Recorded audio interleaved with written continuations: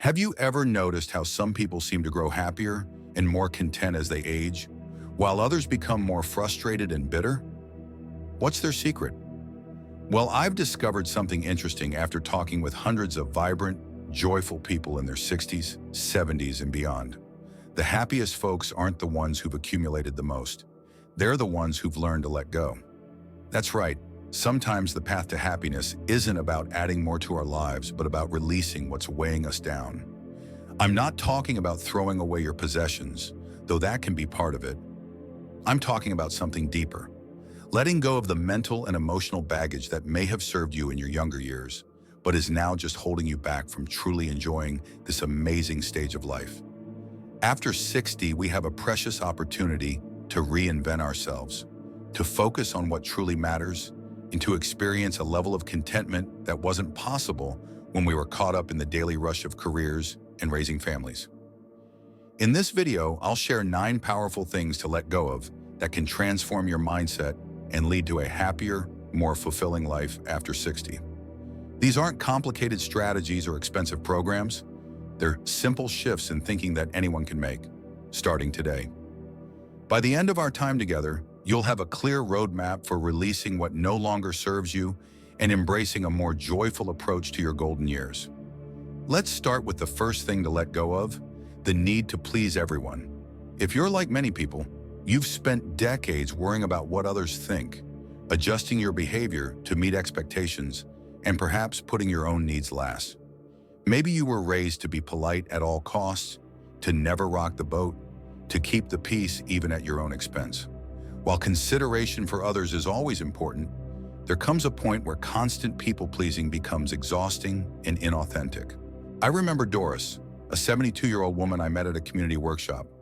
She told me that for most of her life, she'd been what she called a yes person, volunteering for every committee, never turning down a request for help, and rearranging her schedule whenever someone asked. "I thought that's what made me a good person," she said, "but I was constantly exhausted, sometimes resentful, and rarely had time for the things that truly brought me joy." At 65, after a minor health scare, Doris decided enough was enough. She started saying no without guilt and setting boundaries around her time and energy. The result? Not only did she feel less stressed and more energetic, but the relationships that truly mattered in her life actually improved. "The people who really love me," she told me, "respect my boundaries. And now when I do say yes, it comes from a place of genuine desire rather than obligation." If you're watching this right now and nodding along, I'd love for you to hit that subscribe button. We share videos every week with practical wisdom for making the most of life after 60. Your subscription helps our channel grow and allows us to reach more people with these important messages. The second thing to let go of is outdated self-images. Many of us are walking around with mental pictures of ourselves that formed decades ago. Maybe you still think of yourself as not good with technology based on an experience from the 1980s. Or perhaps you see yourself as not creative because of something a teacher said in elementary school. These outdated self-images can become self-fulfilling prophecies that limit what we try and what we believe is possible. After 60 is the perfect time to question these old labels.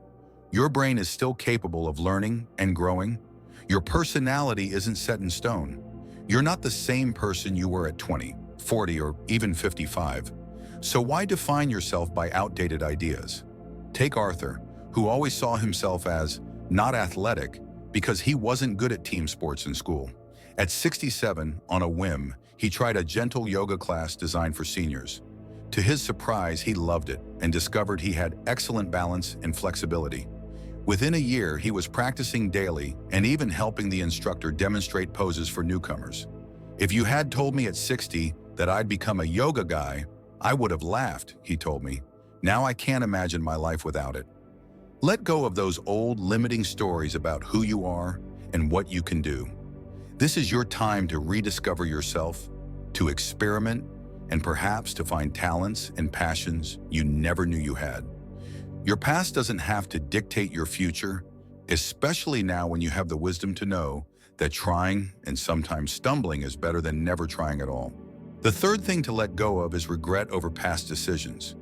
We've all made choices we wish we could change. The career path not taken, the relationship that ended badly, the investment opportunity missed, or maybe even the harsh words we can't take back. These regrets can play like broken records in our minds, stealing our peace and preventing us from fully enjoying the present. But here's something important to remember. Every decision you made in the past was made with the information, resources, and understanding you had at that time. Judging your past choices with the wisdom and perspective you have now isn't fair to your younger self. You did the best you could with what you knew then. My friend Robert spent years regretting not pursuing his passion for writing earlier in life. "I chose the safe route, accounting, because I had a family to support," he told me. "But I always wondered what might have happened if I'd taken the risk." At 68, Robert finally decided to let go of that regret and channel that energy into writing now. He started a blog about his travels, joined a local writing group, and even self-published a collection of short stories. "I can't change the past," he said, "but I can make the most of today. And honestly, my life experiences give my writing a depth that I wouldn't have had as a younger man." The fourth thing to let go of is the busy badge of honor. For decades, many of us measured our worth by how busy we were. Being constantly on the go, having a packed schedule, and always being needed somewhere became a status symbol, proof that we were important and valuable. But this glorification of busyness often comes at the expense of true fulfillment and joy. After 60, it's time to release the idea that your value is tied to your productivity. You've earned the right to move at a pace that feels good to you, to prioritize activities that bring you genuine pleasure, and to sometimes do absolutely nothing without feeling guilty about it. There's profound wisdom in slowing down, in creating space for contemplation, for deep conversations, for simply watching the clouds drift across the sky. Martha, a retired nurse, told me she initially filled her retirement calendar with volunteer work, classes, and social obligations. "I was as busy as I'd been when I was working," she said. "Then I got sick and was forced to slow down for a few weeks. During that time, I realized I was still caught in the busy trap. I was doing things to fill time, rather than because they truly mattered to me." Now Martha is much more selective about her commitments.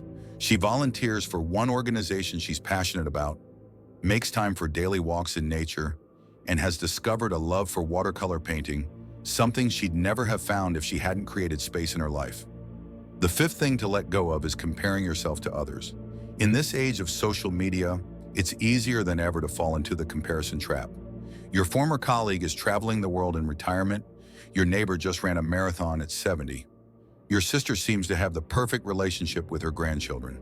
And here you are, feeling somewhat inadequate by comparison. But these comparisons are almost always unfair and incomplete. You're seeing carefully curated highlights of others' lives while being intimately aware of your own full reality, struggles and all. Plus, everyone has different circumstances, resources, health situations, and priorities. The only meaningful comparison is between where you are today and where you want to be. If you're finding value in these insights, please take a moment to hit the like button and subscribe to our channel. We're building a community of wise, growth-minded people who believe the best is yet to come, and we'd love for you to be part of it. The sixth thing to let go of is rigid thinking. As we age, it can be tempting to become more set in our ways, more convinced that our way of seeing the world is the right way.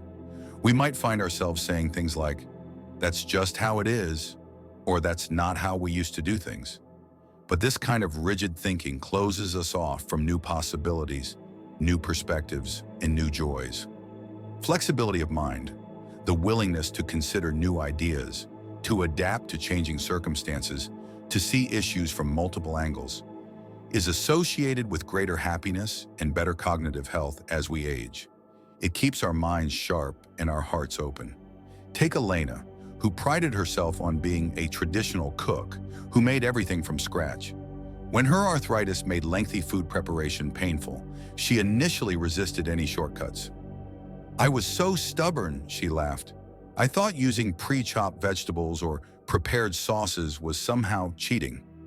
After her daughter gave her an instant pot and some modern cookbooks designed for people with limited mobility, Elena reluctantly gave them a try.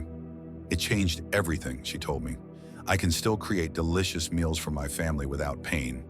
And I've actually discovered flavor combinations I never would have tried before. My granddaughter even says I'm a hip grandma now. The seventh thing to let go of is the need to be right. Let's be honest. It feels good to be right, doesn't it? To win the argument, to prove your point, to show others that you know best. But as we gain wisdom with age, many of us realize that being right isn't always what matters most. Sometimes preserving a relationship, maintaining peace, or simply making someone else feel heard and respected is far more important than winning a debate. I'm not suggesting you abandon your values or stop standing up for important principles. But ask yourself, is this a battle worth fighting? Will being right in this moment bring more love and joy into my life or the world? Sometimes the answer is yes, but often it's no. My friend David, a retired professor, was known for his strong opinions and his love of debate. I used to think every disagreement was an opportunity to educate someone, he told me with a chuckle. But I was really just trying to show how smart I was. A falling out with his daughter over political differences made David reconsider this approach. Now he's more selective about when he engages in debates, and he focuses more on listening than on formulating his next point. Our relationship has improved tremendously, he said, and surprisingly, when I truly listen, people are more open to hearing my perspective too. The eighth thing to let go of is physical stuff that no longer serves you.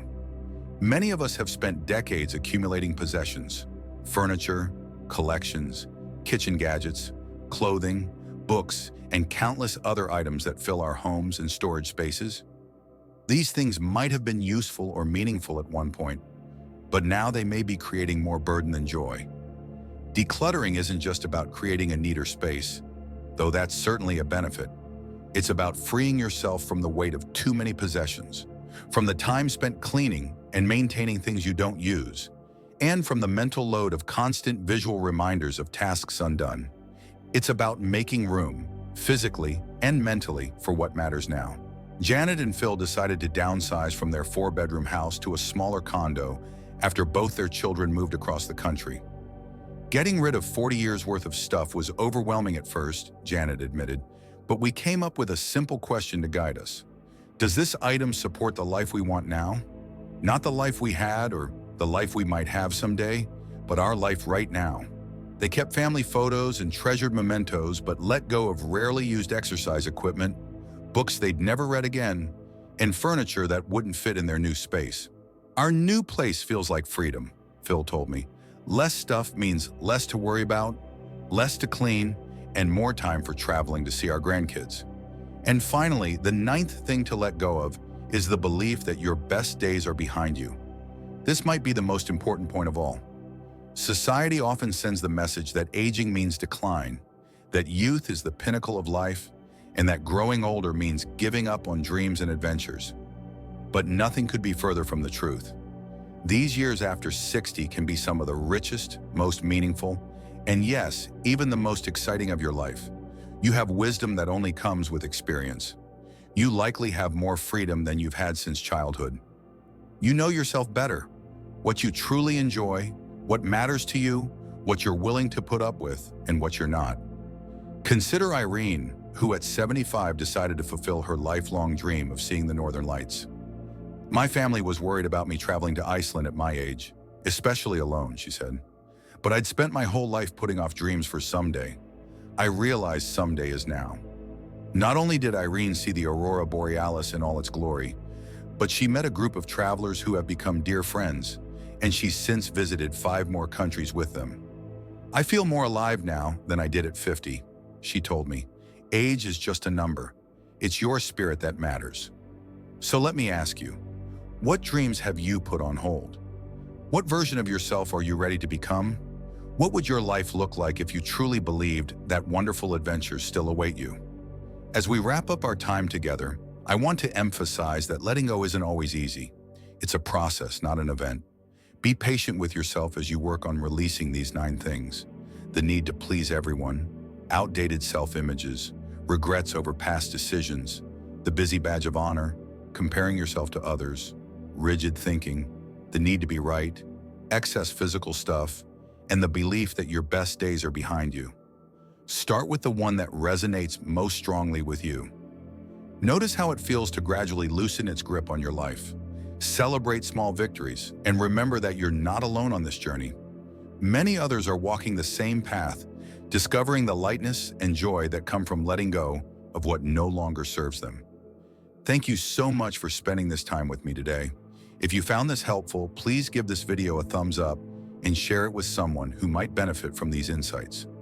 Don't forget to subscribe to our channel for more content on living your best life after 60. I'd also love to hear in the comments which of these 9 things you're most ready to let go of. Your experience might inspire someone else who's just starting their journey. Until next time, remember that it's never too late to let go of what weighs you down and embrace the joy that awaits you.